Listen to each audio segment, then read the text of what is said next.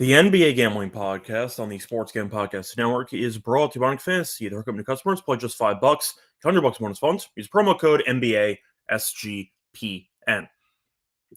And welcome everyone to the NBA Gambling Podcast here on the Sports Gambling Podcast Network. Currently Wednesday morning, November 26th, around 11 a.m. Eastern. I'm Rose Show. Once again, joined by Lonte Smith together. We're going to break down the games for Wednesday. I believe there are 9 games on the card, NBA Cup action. We had 3 games yesterday. All of them sucked. All 3 games were decided by 17-plus points. So National Blowout Association was alive and well yesterday. But, Lonte, I know your Lakers won. And I know that Luka, who owns the Clippers, owned them again. Him, Reeves, and LeBron combined for almost 100 points. And they ended up beating the Clippers. So I know you're in a good mood. But how's it going? What's up? Going pretty good, man. I mean, that was I actually was on the Clippers, and that looked okay early on until kind of Luka exploded. But I mean, Lakers are playing well. Yeah, no, I saw Lakers are playing well though, man. They're playing well.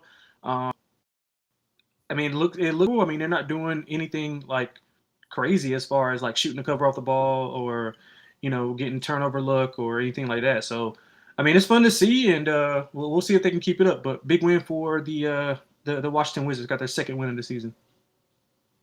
Yeah, definitely a good win for the Wizards as they blew out the Hawks. They bled the entire way. They were up by 30 in the first quarter, basically. A shout out to Orlando, who scored 144. Suggs got ejected for shoving Drummond around halftime when they were up by 24 points, which kind of made me laugh. But either way, point is the Magic without Paolo still look really good, and we'll see how they look when Paolo comes back. But Orlando, after a slow start, looks dangerous, is the word I'll use. As for Philly, they were fun. I mean, Embiid keeps missing games. Paul George is injured again, and they got blown out. So the Sixers, who have been off to a pretty fun start to the season when they were 5-0, 6-0, whatever they were, they're now 9-8. So Philly's kind of regressed back to being average, and Orlando looks good again. So we'll see what happens, but the Lakers ended up dominating. Luka had 43, 9, and 13, which is just insane. But either way, point is the Lakers look good. I will put it this way, though. I see a lot of people on social media already crowning the Lakers, like who's going to beat this team with this big 3. Pump the brakes. They beat the Clippers and they beat the Jazz twice. Like, let's calm down for a second. They played the Thunder already this season. Yes, I know that LeBron didn't play in that game. They lost by 29. You're looking at the recent wins. They've barely beaten anybody over 500. Last couple of games here in this 5-game winning streak. Clippers who stink, Jazz twice who stink, Bucks who without Giannis are really bad, and the Pelicans who stink. Let's just pump the brakes a little bit. That's all I'm saying. I'm not saying this team's bad. Like the Lakers clearly look good right now, not going to completely write off everything, but at least beat a good team with your big 3 before I start crowning you as Western Conference champions. The Thunder might go 72-10.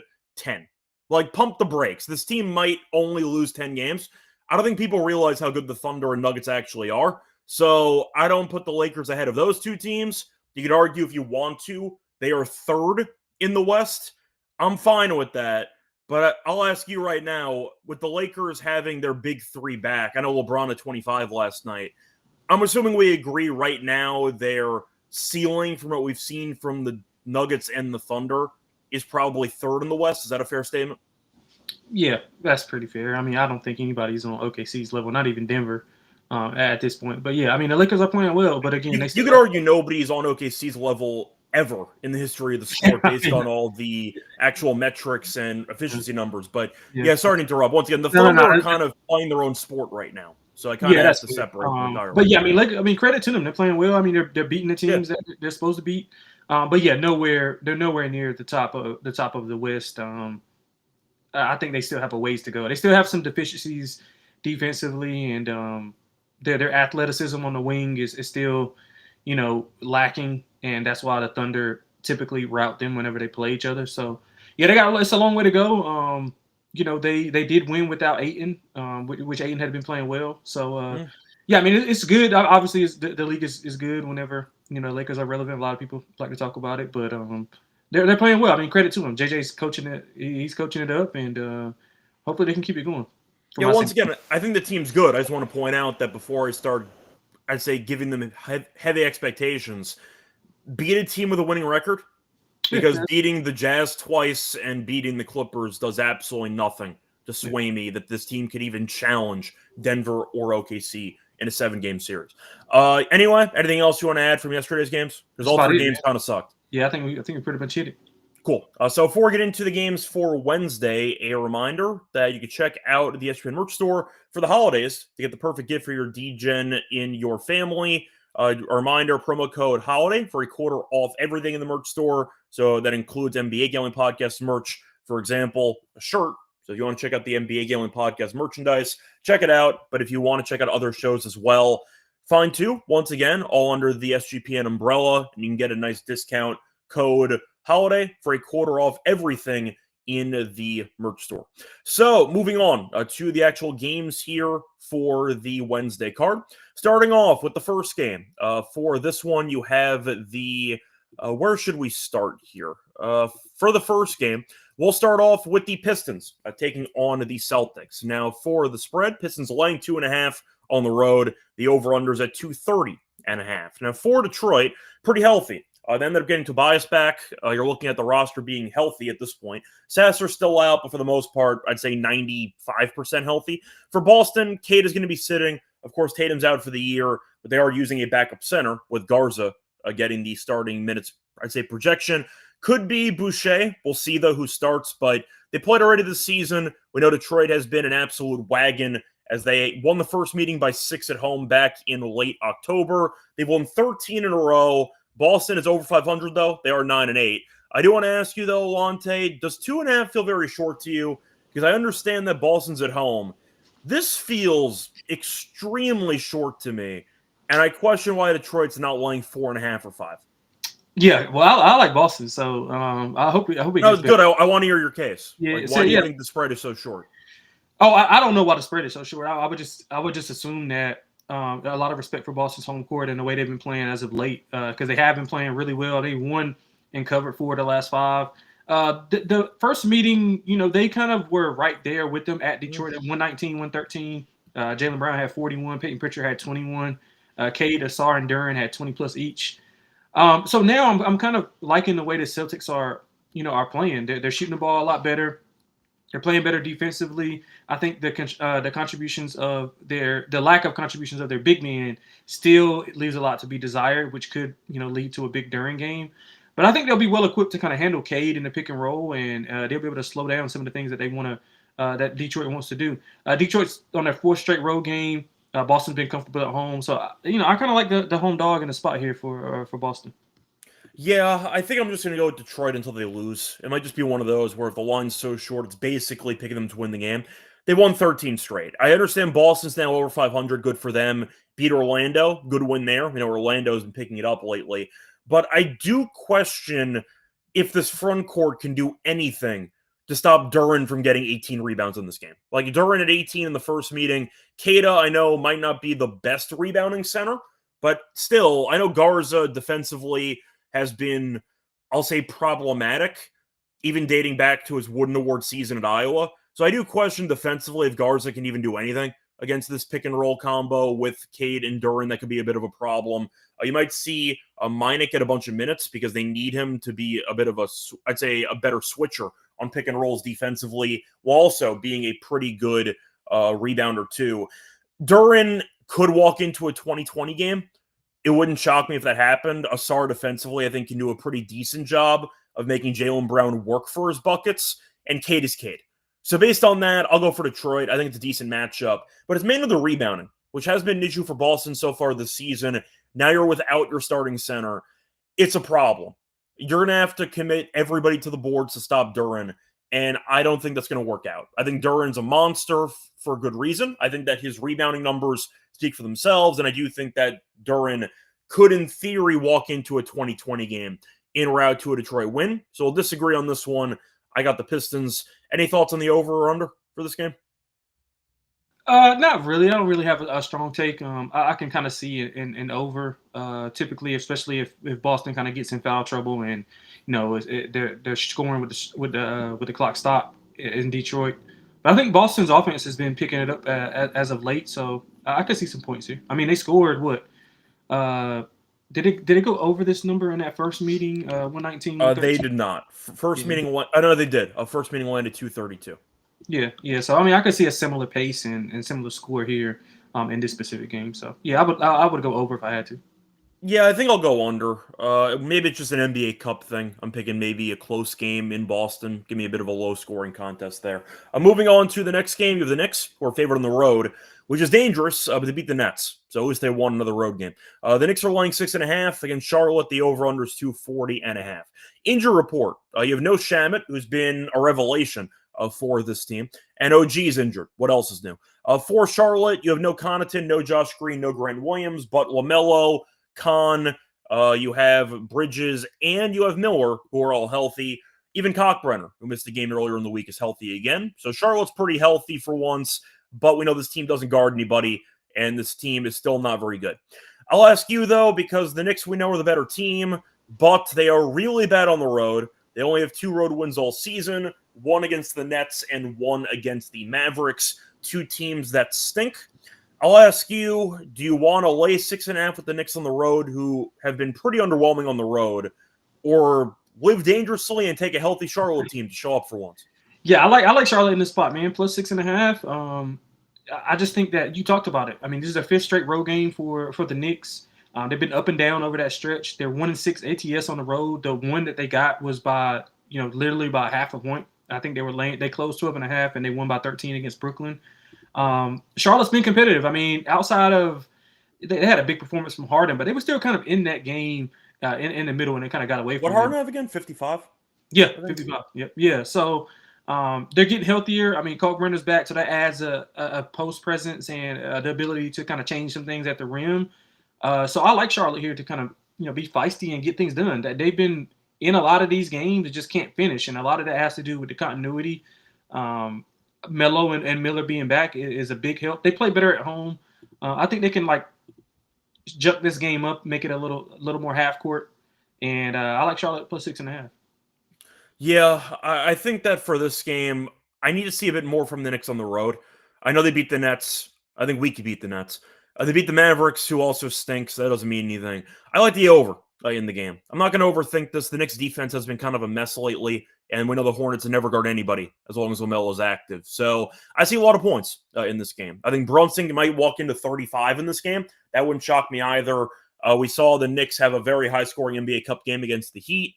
That game got to 270, 280. So I just see a track meet here. LaMelo, he might chuck up a bunch of, I'd say, contested shots, but he's still going to push the pace. He'll still find open teammates. And the fact that Brandon Miller and Bridges and Khan can knock down shots, I do think can result in a lot of points for Charlotte. And I still don't pick this team to play any defense at all. Give me the over. I'll skip the side. I just don't trust the Knicks enough to be laying 6.5 on the road, but I do think the over is intriguing, just based on the amount of pace I'm expecting from Charlotte's end.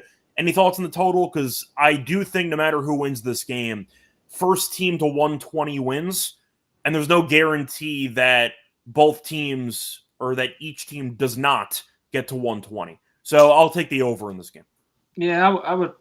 I mean, it's a tough one. I would think that Charlotte wants to slow the game down a little bit and don't let the Knicks get into their fast break offense. But again, the Knicks with Brunson, they've been playing with a lot more pace. That's kind of the thing is I just think LaMelo and Brunson controlling the tempo are just going to go up and down. Yeah, but I think the path to victory or to even a cover for Charlotte is to kind of slow the game down. So I think it's kind of correlated. So I'll take the under, but I don't love it. Yeah, but for Charlotte, it's not about winning. It's about stats. That's the point of Charlotte, right? I mean, isn't that how they play basketball? So I'll go with the over in this game, but I think it'll actually be pretty fun for this matchup. Moving on to the next game, you have the Bucks taking on the Heat. Heat have been good, 12-6. Ware's been a lunatic on the boards. For this game, the Heat are laying 8.5. The over-under is 237.5. Now, Milwaukee, we know, is useless when Giannis doesn't play. Is Giannis playing? We don't know. He's questionable, so at least he's upgraded to questionable for this game. But look, we have no idea if Giannis is playing. The line suggests he's not going to play since it is 8.5. Milwaukee hasn't won a game since Giannis officially missed some time. They won a game earlier in the year against Golden State when Giannis sat one random night, but since the actual injury, Milwaukee's over, like we thought preseason. This team's useless without their best player because there's no depth on the roster. No offense to Miles Turner. He's not going to move a needle. You don't have enough actual support to get you wins when your best player who carries the entire team is out. So you could argue you can't really pick this game until we know for certain if Giannis is playing or not. But I'll ask you, Lonte. We'll say if Giannis plays and if he doesn't play. Do you like Miami if Giannis does not play? And do you like Milwaukee if he does play? Is it as simple as that?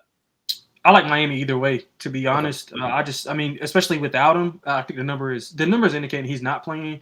That's how I felt, yeah. And I think that's still a little short. Probably should be closer to double digits. Miami's been playing extremely well. They've won 8 of the last 10. They've covered 7 of those. They're 12-5-1 ATS. Obviously, the offense is a talking point, but they've been playing a lot better defensively.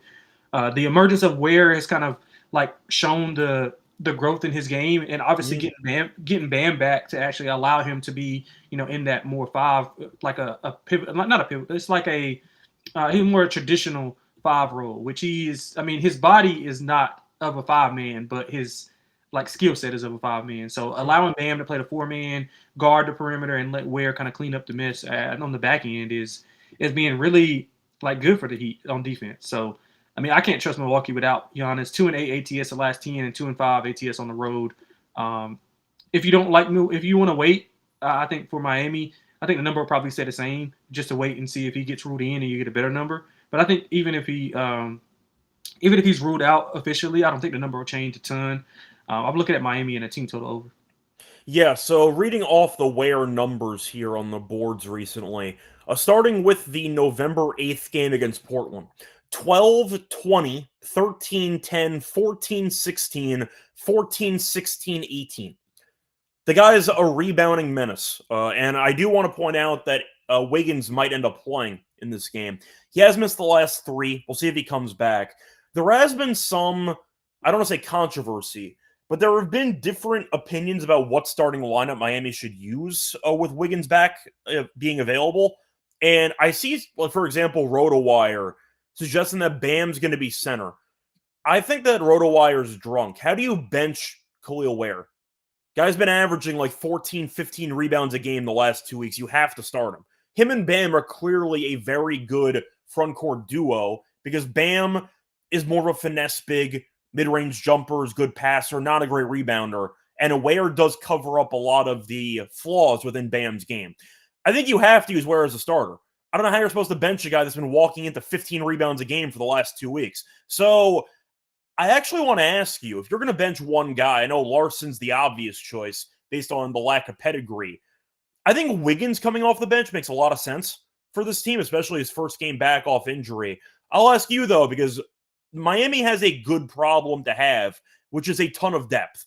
And Norman Powell, who was listed as without a timetable 2 days ago, is suddenly expected to play in this game. So Powell has to start because he's averaging about 25 a game. I know Hawkins is questionable. He's still a bench player. I'll ask you, if you had to bench one guy with Wiggins being back in the fold, who would it be? Because I think that Bam and Ware have to start. You're not going to bench Hero because Hero is still getting paid so much money. So who would be the guy that you bench? Yes, you said Larson, right? I would go with Larson. I think Larson's is the obvious choice because he's not getting paid much and he's more of a role player. Yeah, and I think, or I mean, it kind of just depends on what they want to do with the lineup, and maybe it's something that calls for more effective off the bench specific game. But playing with Bam, I think the plus minus is off the charts when they're both on the floor together. So yeah, I think he has to play. Maybe not. I mean, he maybe doesn't have to start, but he has to play extended minutes, especially with Bam on the floor. I mean, Ware minimum needs to play 25, 26 plus minutes a game. I'd have him around 30. I think he's been that impactful. I don't think he's going to win most improved player, but when we're talking about leaps from Duren, for example, I mean, Ware's been a madman. I feel like people haven't fully acknowledged how good he's been. I think Wiggins being a sixth man is kind of nasty, but we'll see how that goes. But the point is, it's a good problem to have.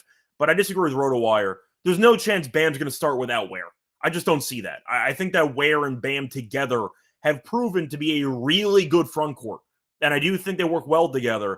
And they've been winning all the games without Wiggins anyway, because the front court's been dominating. So I wanted to mention that. But I do think that Ware and Bam together, even against Giannis, really not a bad front court to have against Giannis. I know Giannis is still a freight train, but you have some options. That's really not that bad, at least compared to other teams in the league, to try to combat that. So, yeah, once again, I think I'll go with Miami. The over-under, I'll have to pass on. I have to see if Giannis is going to play. I think it's over or pass for every Miami game at this point, but I wanted to mention that we'll see who's going to be playing in this game for both teams. Before we get into the remainder of the card for Wednesday, reminder they're brought to you by our sponsor, Novig. So if you like good prices on betting prediction markets, check out Novig, number prediction market for sports in America. You'll get some great prices, reduced juice, so check it out. Available in 30 couple states. Download the app when you do so. Get a nice deal with us, $50 when you spend just $5 if use our code SGPN. Get an extra Novig promo code SGPN. We're also brought to you by Underdog Fantasy. We're going to give out an entry in the later portion of the show. Home for pick'em entries. We're going up to 5,000 times your entry. They have a new offer for new customers as well. Play just $5. Get $100 bonus funds. Use the promo code NBASGPN.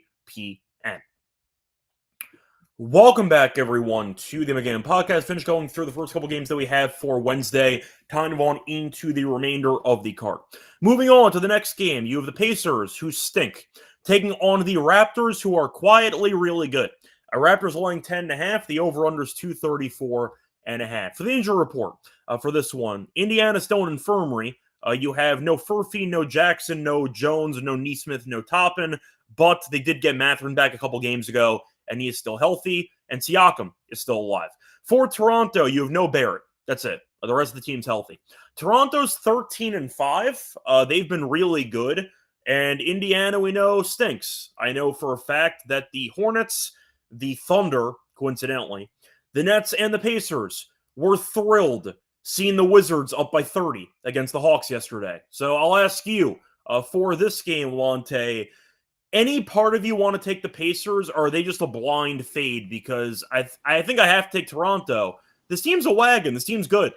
Yeah, Toronto's been amazing, man. I think people owe Kendrick Perkins an apology. He called it early. He called it early on last season and off season. But him and Bill Simmons kind of got into it. But the Raptors are playing well, man. They got Brandon Ingram playing at an all-star type of level. Scotty Barnes playing, the non-traditional point guard role.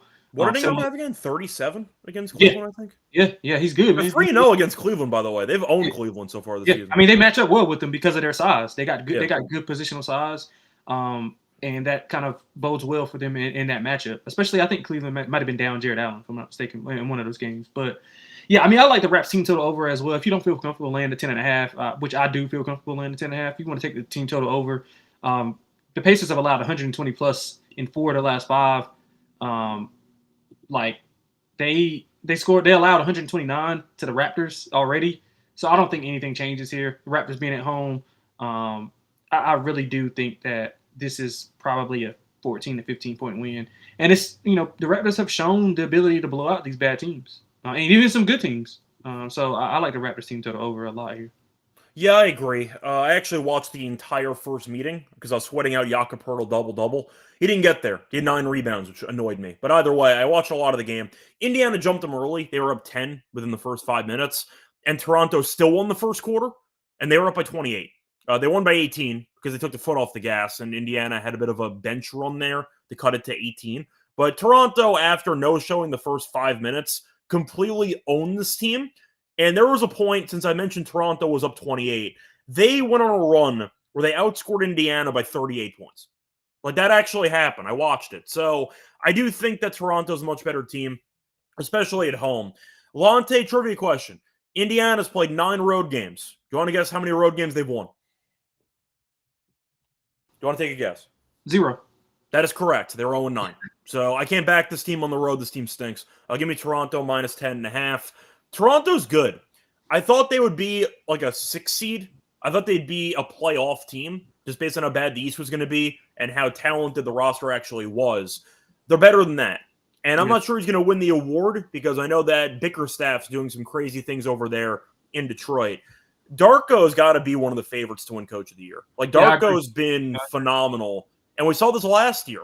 They sabotaged a bet that I had because I had the Raptors under last year. They play hard for him. Like, Darko is a really good coach, and he has Toronto playing well for the first couple games this season. They couldn't guard anybody. The defense picked up. The offense is still good, and we were concerned with only one basketball, with Ingram, with Barnes, with Quickly, with Barrett. The ball would just stick, and it hasn't. The ball movement's been good. It's been working out. The chemistry's been on point. Darko has done a great job with this team. So, yeah, once again, I'm not saying he's going to win the award because the Pistons might win 60 games. We'll see what happens. But look, all I'm saying is if we're talking about it being the most improved team award, Detroit was already good. Toronto stunk. Like, Darko deserves to be at least a runner-up right now for the award. He's really, really good. But for this game, I'm going to play the drop.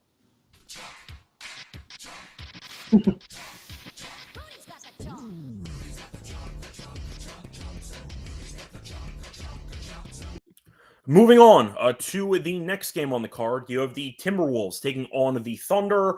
I mean, nobody could beat the Thunder. So the question is, can anybody keep it close against this team? The Thunder are laying 8.5. The over-under is 226.5. Revenge game for Minnesota after losing in the Western Conference Finals, of course. For OKC, Shea's questionable. So you're saying there's a chance for this one. Still no Topic, no Wiggins, and no Williams, but who cares? Shea's the real story. Thunder are 17-1. They might lose less than 10 games this season. They destroy every team. Even the one loss they had, they were up by 20 against Portland. So they could easily be 18-0 right now. For Minnesota, last time we saw them, they choked again against the Kings. Like the beam. Give up 14 or 15 rebounds to Keegan Murray. Not a good look for Gobert and company. I'll ask you, though, because Minnesota this season is right now, record-wise, very impressive stat here. The Timberwolves are 10-7. They have beaten 0 teams above 500 this entire season. 0. They've played the Jazz and the Kings about 45 times so far this season. I'll ask you what you like in this game because it depends if Shea's going to play probably. But I can't pick Minnesota because this team can't beat a team over 500, and they had really bad choke jobs against the Suns and against the Kings in the span of a week. I think this team is extremely overrated. I don't like the depth. Their point guard situation is a problem. I was low on Minnesota in the win total preview. I don't think this team's very good. I think they're a playoff team. That's a one and done. That's how I see this roster, but their guard depth is abysmal. And Gobert looks older.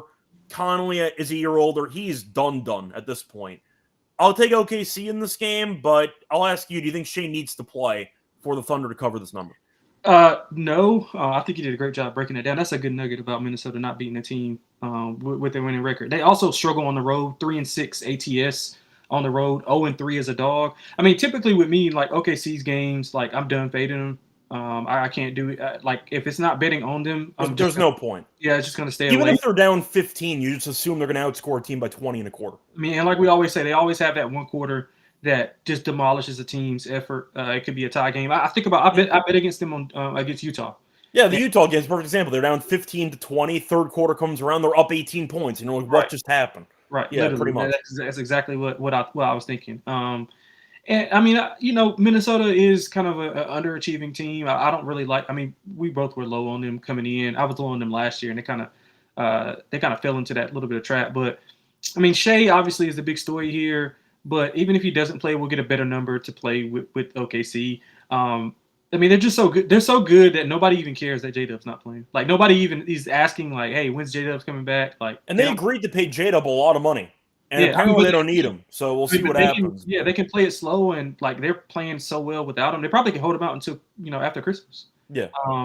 But again, playoff basketball is different. I do think they'll need J-Dub at some point in the postseason. But for the regular season, I mean, they could easily still win 70 games. Yeah, absolutely. And I mean, the good part about this is, I mean, their defense is still, one of the best in the league. They've held 3 of their last 5 opponents to under 100 points, and that's really impressive due to the fact that they're up 20 to 25, and their starters Yeah. are playing, in the fourth quarter. So that's And really Dort also missed some time too. He's back now, but he's missed some games too. yeah. So I mean, they're just amazing. I mean, this is the first time they've been laying less than double digits in 2 weeks. I mean, that just goes to show you Yeah. kind of dominance. I mean, they this is as dominant as a team as we've seen since the Golden State years when they had Kevin Durant. But a long-winded way of saying it would be OKC or nothing for me. Can't do anything with. Yeah, I'm the same way. If you want to wait until you find out if Yeah. Shea's playing or not, I'll sacrifice a point or two seeing Yeah, if that's Shea's fair. going to play. Yeah. But I'll ask you, though, about Minnesota.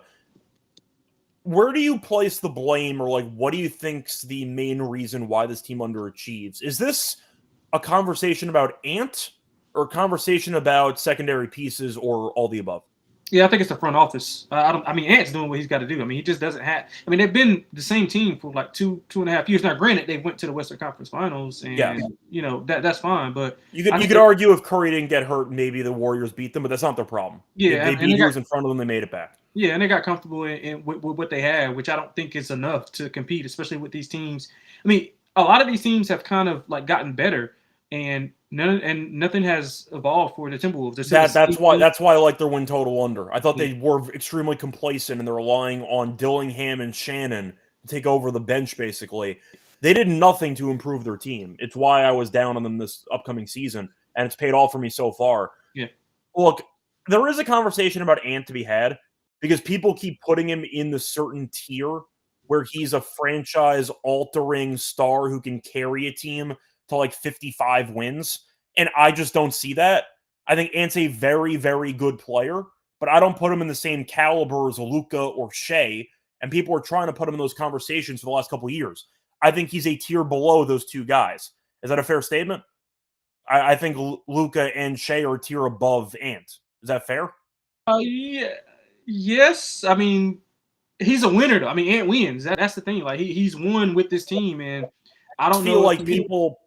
I just feel like people have grouped him with Shea and Luka throughout his career, and I think he's clearly below those two guys. That's kind of what I mean. But Ant is still, of course, definitely an alpha who can be the best player on a serious contender because we saw them make the conference finals 2 straight years. But I do think that you can make the argument that Ant still has some holes in his game, which is fine. But we know that he's a great scorer. The bench is still a mess. Gobert has no offensive talent, except against the Lakers in a closeout game. But the point is, I think it's mainly supporting cast. Yeah, but I do think Ant is put in a certain, I'd say, group based on maybe NBA social media that I just don't see him being in. I don't think he's Shea. I don't think he's Luka. I think it's fine that he's still a top 10 player in the league, top 15 player in the league, but he's not those two guys. I do blame the front office, though, for doing nothing to help the actual guard depth on this team. Agree. 100%. So there you go. If you want to disagree about Ant, we can, but I do think that Shea and Luka are clearly better. And coincidentally, they beat them in the conference finals. Yeah, I mean, I don't think it's an argument about who's better, but like I do think that Ant has done things that not a lot of stars outside. Correct. Of maybe 100% true. Yeah. So I think that. I mean, it's not like a big knock. I mean, it's not many people in the league. No, like once again, I'm not roasting Ant. He's still top 10 in the league. I'm just saying I do think there are players, alphas on teams who have beaten him in a playoff series because they're the best player on the court. I think Shea outplayed Ant handily last year. Luka outplayed Ant handily last year. It's fine. Like, do I think that Shea or Luka with this roster would win a title? No, I'm not saying that. But I do think at the end of the day, the Timberwolves need to work on the supporting cast because they don't have a number one player who can overcome all of the deficiencies on this roster. Yeah, that's the main issue. So that's kind of how I'm looking at it. Anyway, I'm moving on to the next game. Grizzlies taking on the Pelicans. Where is that drop? Because damn, you really need this drop.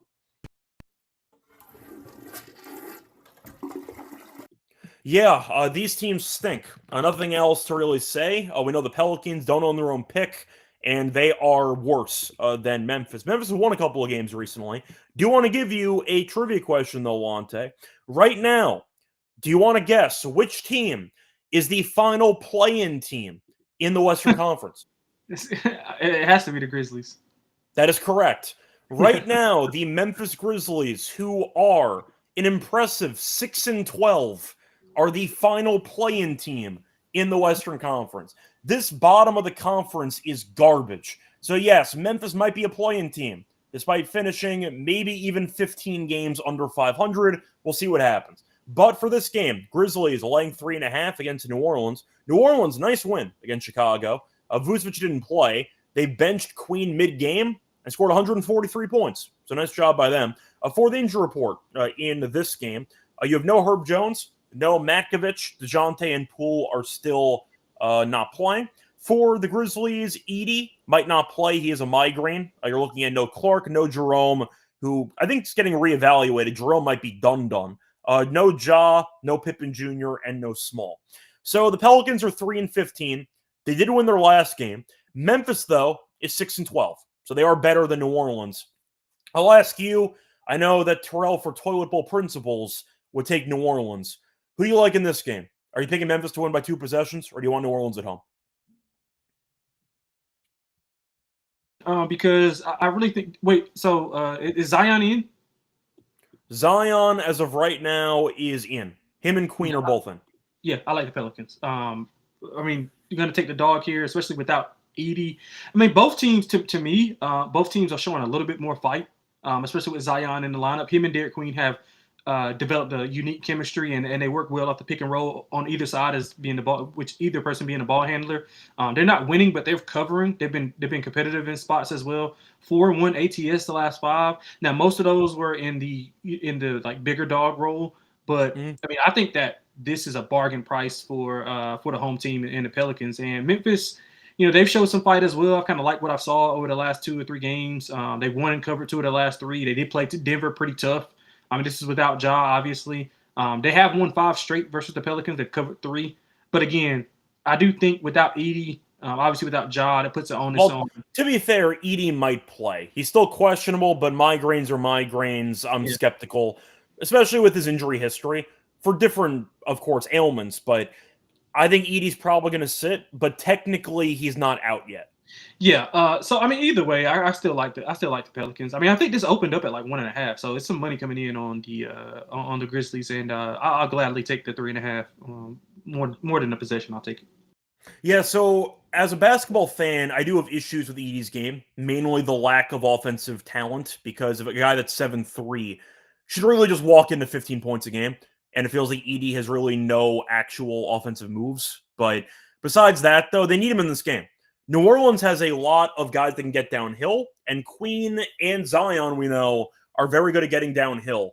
And when you have a 7'3" shot blocker near the rim, that helps. If you look at Edey sitting in this game, no offense to Jock Landale, but your rim protection is going to plummet. So I think Edey's very important to the Grizzlies in this game. And his numbers against the Pelicans historically have been really good. So I think Edey actually matters in this matchup. Now, I think he's not going to play, and I'm skeptical of Jock Landale's rim protection against Zion and Queen. So I like New Orleans in this game. Now, if Edey plays, do I think that the Pelicans are guaranteed to lose? No. But I do think Edey's rim protection and size are at least a defense mechanism the Grizzlies can rely on against this front court of New Orleans. But with the migraine issue, with the minute restriction anyway, that he's had all season, I think New Orleans actually has some decent offensive options against this team. So I'll take New Orleans on the money line in this game. I'll join you. I think Edey's going to sit. But you know what? Zion and Queen look good. Missy looked good last game. Double-double off the bench. Trey Murphy can shoot. Figures looks pretty good as well for a rookie. I think New Orleans is a bad team, of course, at 3-15. They have some pieces that I don't mind. I mean, Memphis offensively is not very attractive to watch. You got a lot of Jaren Jackson ball. You have Vince Williams, who's been playing well as the point guard. But I question the scoring depth, and I question the actual front court defense if Edey sits against this New Orleans team. I got New Orleans with you in this game. I think that it's a good money line price for a team that's much better at home than on the road. Over-under for this game. New Orleans might play fast. Memphis, though, is pretty ugly to watch. Any thoughts on the total for this game? Yeah, it'll be over or nothing. The pace, I think, will be dictated by the Pelicans because of how they want to play. They're not really an efficient half-court team, so they have to get in transition and be able to score efficiently. The Grizzlies are, I mean, they're not efficient in either way, but they would probably prefer to play a little bit faster versus playing in a half court set. Maybe with Edey, they'll play a little bit slower, but I still think the Pelicans will dictate the pace. So over for me. Yeah, I think I'll go with Pelicans team total over instead because I don't really see them winning a low-scoring game. So I think I'd prefer that angle, but I don't see much on the total for me. I'll go with New Orleans, though. It's a tank ball. Both teams stink. I think New Orleans at home is actually kind of underrated in a way, so I don't mind New Orleans against a bad team getting plus money. Moving on to the next game.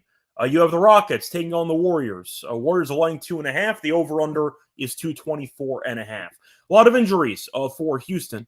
You have no Adams. You have no Durant. You have no Eason. Of course, Finney-Smith and Van Vliet are still out. For the Warriors, Draymond's probable. You have no Horford, you have no Kuminga, and you have no Melton. So Houston, who prides itself on being the best rebounding team of all time, bit shorthanded with the front court with no Adams and no Durant and no Eason, which means get ready to learn Clint Capella, buddy. You're going to get some minutes from Capella in this game. You're going to see Şengün start with Jabari at the 4, but once again, you have Capella instead of Adams and Eason. So I'll ask you for this game. Houston's been very good this season. They're 11-4. Reed Shepherd has really come on quickly as a solid young player. Golden State has not been very good lately, but they're at home. They're favored. And once again, both teams are a bit banged up, but the Rockets are missing a lot of front court options. So Golden State can maybe avoid getting murdered on the glass in this game. What do you like in this one? Because at first glance, Golden State laying 2.5 kind of feels disrespectful to Houston. I think I would take Houston, but I get the injuries are involved. What do you like in this game? Yeah, I like the Warriors. I think the front court was the main. Excuse me. I think the front court is the main issue and the reason why they struggle. They don't have and then obviously Kevin Durant, a go-to bucket getter. So now you're relying on Jabari, who has some shot creation issues. He's gotten better at it, but he's playing off of he's better at playing off of Kevin Durant and all those other pieces that they have. Without that, I think the Warriors being at home, I think this is a prime spot for them to get a big win. Obviously, it'll be shorthanded, but it still counts as a win. They are tied for last place in Group C. Both are on 1 and 2 records. So this is probably a bigger game. I mean, this is probably a big game that the Warriors need. They're back at home after a tough road trip that they went on. So this is a game that they kind of have to build confidence going forward. And with those pieces being out for Houston, I don't think they have like an excuse to get it done. So I like the Warriors. I like a big Steph Curry game. So let's go with the Warriors minus 2.5. Yeah, I do want to point out, by the way, just looking at quickly the groups for the NBA Cup, we've seen a couple of veteran teams win with Milwaukee and with the Lakers. Golden State right now, if you're looking at the actual standings, is 1-2. Houston's 1-2 as well. So both teams not really doing much in the NBA Cup. Do we think either team actually cares about the NBA Cup? Do we think that the Warriors actually care? Because I don't. I don't think any team actually cares about this. So I was wondering if you thought potentially, but I don't think so. Yeah, I don't think so. I'll go with Houston. I'm not going to bet this game. There's too many injuries. I'm not really interested, but I think I'd rather take Şengün props in this game. Yeah, I think Şengün will have a solid game. I'll go from there. But Şengün triple-double watch could be on the cards for this one. With, once again, the lack of I'd say, true point guard with the Rockets. No offense to Amon. Maybe Amon has a monster rebounding game. Who knows? But I do think athletically, the Rockets are still a problem for Houston for the Warriors to deal with. So I'll go with Houston at plus money for this one. Moving on to San Antonio, taking on Portland. Trailblazers laying 1.5. The over-under is 239.5. Injury report, still no Wemby, still no Castle. Harper's questionable. For Portland, Sharp is questionable. Drew Holiday is out. Still no Scoot, no Tybal, no Wesley. So I don't know who's going to be point guard for Portland in this game because Sharp might not play and Drew is out. So maybe a point forward Denny Avdia game. We'll see. Portland, though, is good at home.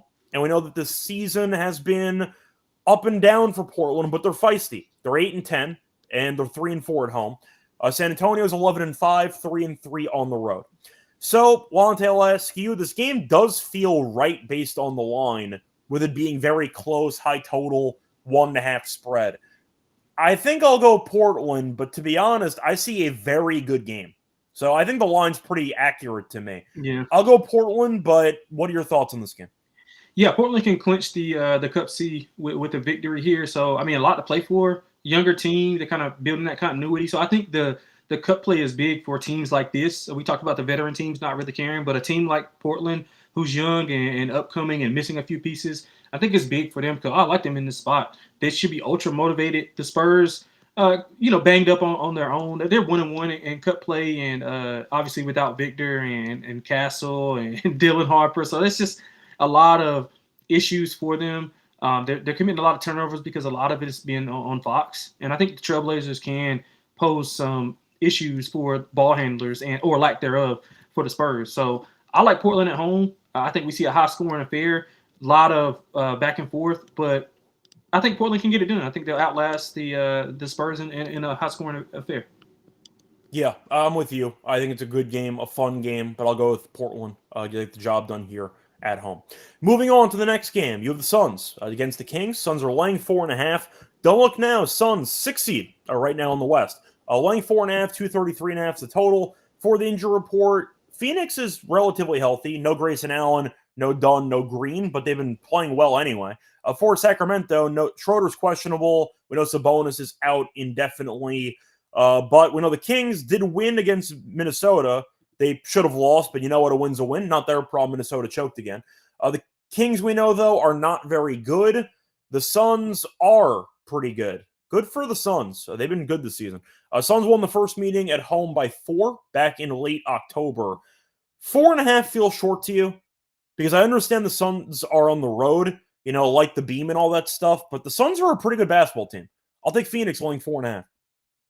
Yeah, I kind of like Phoenix as well. It's something I can't pull the trigger on it, but I do think that they are our team, and with the way that Booker's been playing and the way that they've been playing without some of those guys in the lineup, it's credit to him. I mean, credit to Ott, who's been doing a hell of a job especially with the injuries going on. They got the familiarity from playing a game with each other. So I like Phoenix, but something's off with me with this number. I don't know. I thought it should maybe be closer to like 6.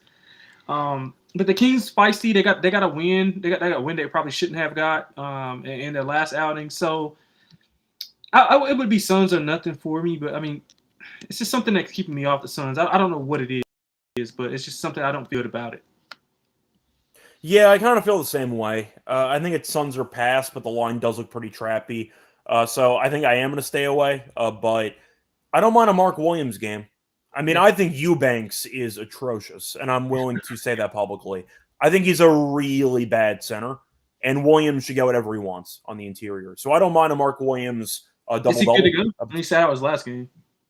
I didn't see him listed on the injury report, so I believe he's back in the lineup. Okay. Yeah, I don't see an injury designation for him. He's set to return. Yeah, I mean, the last 2 games, 14-11, 19-8. I think he's got a good matchup here for this one. Yeah. So, yeah, I'll go with a Mark Williams play here for a prop in this one. Anyway, that's going to wrap it up for the games. Lonte, anything else you want to add for any of the games that we talked about? Suns 2-0 in cup play, too. So they can kind of, put a stamp on this as well with a 3-0 in the cup. I think they can advance to the knockout round, if I'm not mistaken, depending on how the tiebreakers work out. Yeah, there we go. Shout out to Ishbia, who had a plan all along to win the NBA Cup. Anyway, before we move on into the Lock and Dog picks, a reminder, they're brought to you by our sponsor, Rhythm, who's crushing it in college football, the NFL, and now they just added NBA. They also have college basketball, if you are interested in that. So once again, check out the options they have. A lot of very, very sharp model plays, which can help make you some money. They also have a giveaway, cash prize every week, just for tracking your bets in the app. Track 5 bets from a model that you build, and you can win $1K. Simple as that. Also, quickly looking at their props for the upcoming card tonight. Looking at the first actual prop that popped up, let me find a good price here. I see the Rhythm Robots wanting to fade Sochan on his rebounds at 5.5. So if you want a Rhythm Robot play, there you go. A Sochan under 5.5 rebounds. Anyway, a reminder, they also have a nice deal with us. So if you are trying to get a new account on Rhythm, use the code SGPN25 when you download the app and you get a nice quarter off first month. Download Rhythm once again, promo code SGPN25 for a quarter off your first month. Welcome back, everyone, to the Game Podcast. Finished going through all of the games for Wednesday. Time to move on into the lock and dog picks. Lonte, I'll let you go first. What's going to be your lock and dog for the Wednesday card? Yeah, so I'm gonna keep it simple for the lock. A game that we talked about that we both kind of liked. I like the pay. I like not the Pacers. I like the Pacers to give up a lot of points. So I'm going Raptors team total over 122.5. They scored 129 on this team a few weeks ago. Indiana's allowing over 120 points per game in 4 of their last 5. I think this is a prime candidate for blowout potential for them to win by 30 and put a number on the Pacers. So I'm going Raptors team total over 122.5. For the dog, going to go back to the top of the card, what we talked about. I like the Celtics plus 140 to get it done. The Pacers are. I mean, the Pistons are taking some money right now. It's up to 3 right now against the Celtics. So I'm going to take the plus 140. I think the Celtics are allowed to win this outright. Yeah. For my lock, I want to go with a prop for this one. I'm trying to think if I want to go for a side or a prop for this game. You know what? I think I'll just go for the actual prop. I'll take a guy that I haven't really talked about on the show, but he's been a monster. Favorite right now, a 2-win rookie of the year, at least according to the prediction markets. Give me Knipple. I'll take his over 16.5 points. I see minus 120 available on Hard Rock. I'll take that. He's had a monster run. He's had at least 19 points in, I believe it was 9 of his last 11. He's been great. Totals 240.5. I think Knipple is a very good player. Miles Bridges even said he's the best player on the team. And I agree. I think Knipple is an absolute monster. So give me Knipple over 16.5. Knicks have not been good against the three-point line this season. I think Knipple is a good matchup for him. Give me Knipple to go over 16.5 points as my lock at minus 120. If he can only get 17.5, that's fine too. But I do see 16.5 available as the best number. So I'll take that as my lock. For my dog, let me quickly see what the price is, because I don't know if it's actually going to meet the criteria for me. It's really, really close. I'll probably just give it to myself, honestly. I'm going to go with the Pelicans on the money line for this game. I think that it's a good spot for them. I actually do see plus 140, so I'll take that. I think New Orleans is quite live to win this game. I understand Memphis has done pretty well recently. They haven't really played anybody. New Orleans, though, has a pretty solid front court with Zion and with Queen. You're looking at potentially not seeing Edie in the lineup. I question if Landell and company can actually do a good job of rim protection. I know Jaren Jackson Jr. is a good shot blocker. He's also in foul trouble all the damn time. So I could see him getting to foul trouble early in this game. But I like New Orleans at home in the spot. I think Memphis on the road is not exactly a team I want to back. Give me New Orleans money line at plus 140 as my dog for the show. Moving on to the underdog entry. Lonte asks, for starters, do you want to just recycle Knipple or do you want to just pick something different? Yeah, man, I'm always down for the con props. Also, another play you could throw in there is that Mark Williams PR. I know you'd like that. I think that's a good matchup for him as well. Okay, so let me just quickly pull that up because I do agree with. I mean, do you agree with me about Eubanks? Because I think Eubanks is just not very good. Yeah, I agree, 100%. Okay. So Eubanks once again being the opposing center is a matchup I want to target. I see Williams PR at 22.5. Yeah. They sign me up. That number does feel pretty low. By the way, Knipple is at 16.5 points for underdog. So there you go. And for the last option, anything else you want to add? I like Denny Avia PRA. You talked about him being in more of a point forward role. I think it's a massive total. So yeah, I can agree with that. Yeah. Okay, so you wanted PRA for Avdia, which you can find at 40.5. Is that too high for you? I don't think so. I mean, he's going to have the ball in his hands a lot. High pace. I think he'll get the scoring numbers easily. The assist numbers will be there, and he typically rebounds well. Okay, I'm wondering if I want to actually pivot off of it because I'm looking at his numbers against San Antonio. They've not been that great historically speaking, but I just want to see if there's anybody else I am maybe interested in for this one, or for any of the games, honestly. Do you want to just go back to Ware rebounds? Yeah, that's fine. Or Duran rebounds or something? Yeah, either or is fine. That's fine.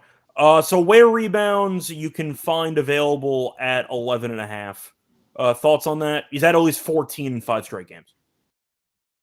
Yeah, I don't mind that, especially against that front line without Giannis on the floor. Yeah. So once again, the 3-pick underdog entry, we're going to go with Knipple higher 16.5 points. Mark Williams, higher 22.5 PR. And Ware, higher 11.5 rebounds.